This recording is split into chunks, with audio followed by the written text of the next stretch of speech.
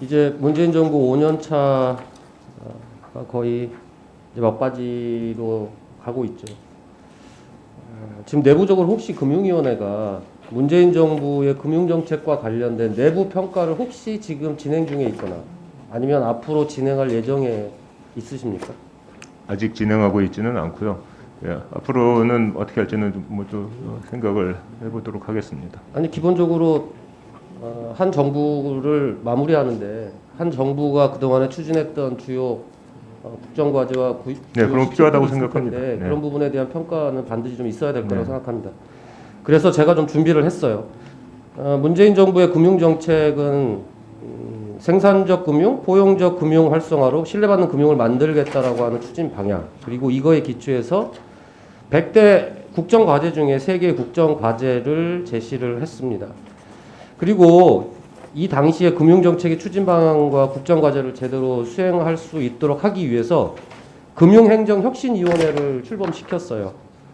그래서 금융정책의 개선 방향을 권고하는 보고서를 만들었고 4개 분야 25개 과제의 내용으로 되어 있습니다. 금융위원장님 혹시 이 보고서 보신 적 있으신가요? 예, 2017년에 그 발표가 됐을 때 저도 한번 읽어봤습니다. 그러시면 현재 이렇게 제시된 보고서의 권고 사항 중에 5년이 흘렀는데 이 5년 차 중에 지금 위원장님이 생각하시기에 잘 진행이 안 되고 미흡했다라고 생각하는 항목이 혹시 있으시면 어떤 항목이라고 생각하십니까? 여러 항목들에 대해서 다 추진을 해왔는데 그 하나하나 보면은 또 미진한 부분도 있을 거라고 저는 생각을 합니다. 의원실에서 예. 이 당시 금융위로부터 25개 과제 진행 상황에 대한 저희들이 자료를 좀 받았고 이 자료를 당시 이 보고서를 작성하셨던 13분의 위원님들께 드리고 현재 진행된 사업에 대해서 어떻게 평가하고 계시는지 그리고 또 얼마나 제대로 추진되었다고 생각하는지 평가 설문을 한번 해봤습니다. 그래서 받아봤더니 금융행정혁신위원님들의 평가는 아주 미흡하다고 평가한 3개 항목이 있는데 그중 첫 번째가 의사결정 과정의 투명성과 책임성 제고의 문제, 특히 안건조정 소위원회 불투명성 문제와 관련해서 심각하게 문제 제기를 했고요. 두 번째로는 금융공공기관의 기관장 선임과 관련된 문제였습니다. 그리고 세 번째로는 금융회사 지배구조 및 노동이사제와 관련된 평가와 관련해서 거의 낙제점 평가를 했는데요. 먼저 첫 번째 의사결정 과정의 투명성과 책임성 제고와 관련해서 좀 말씀을 드리도록 하겠습니다. 안건소위원회는 어떻게 구성이 되어 있습니까?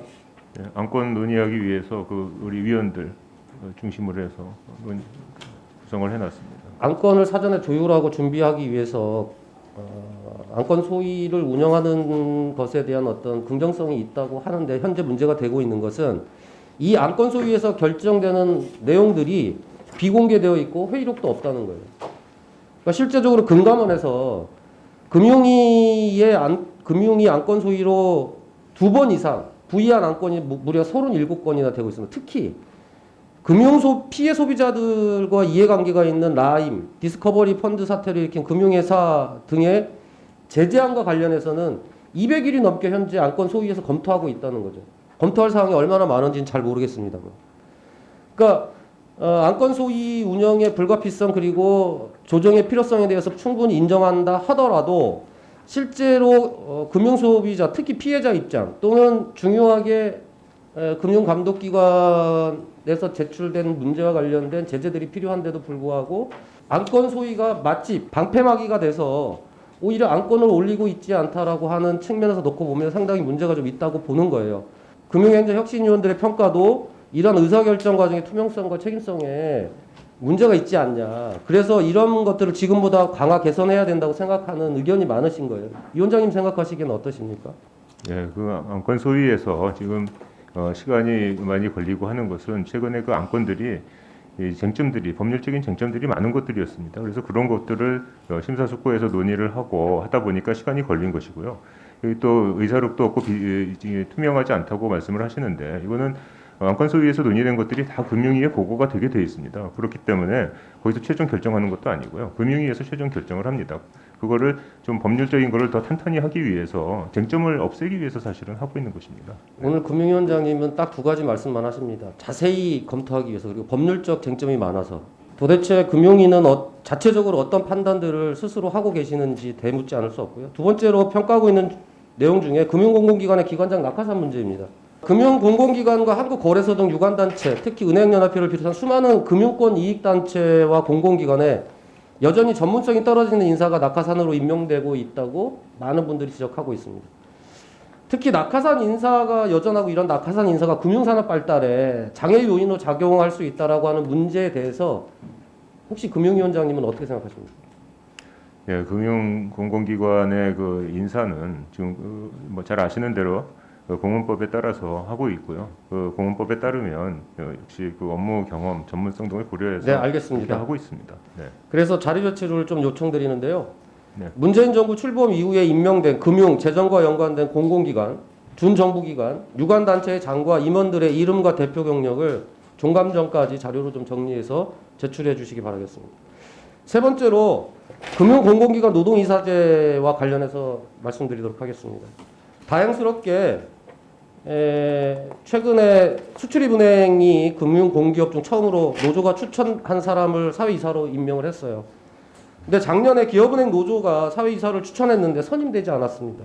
현재 공공기관 노동이사제는 대통령 공약이었고 앞으로 이 노조 추천과 관련된 노동이사제와 관련해서 금융위원장님 향후 이행과 관련된 부분에 대해서 어떻게 하실 건지 말씀 한번 해봐 주시고. 공공기관 노동이사제 도입은 의원님께서 말씀하신 대로 국정과제입니다. 그래서 이거는 범정부 차원에서 뭐 도입 방안이 마련되어야 된다고 생각을 하고 이거 자체가 또 법을 개정해야 되는 문제이기도 하고요. 그 노조 추천 이사제와 관련해서는 또 최근에 수출입은행에서 그런 선례도 나오고 합리적으로 운영이 되도록 그렇게 살펴보도록 하겠습니다.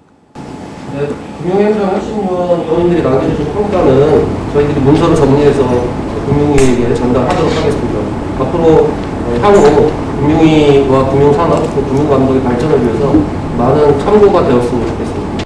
네, 알겠습니다.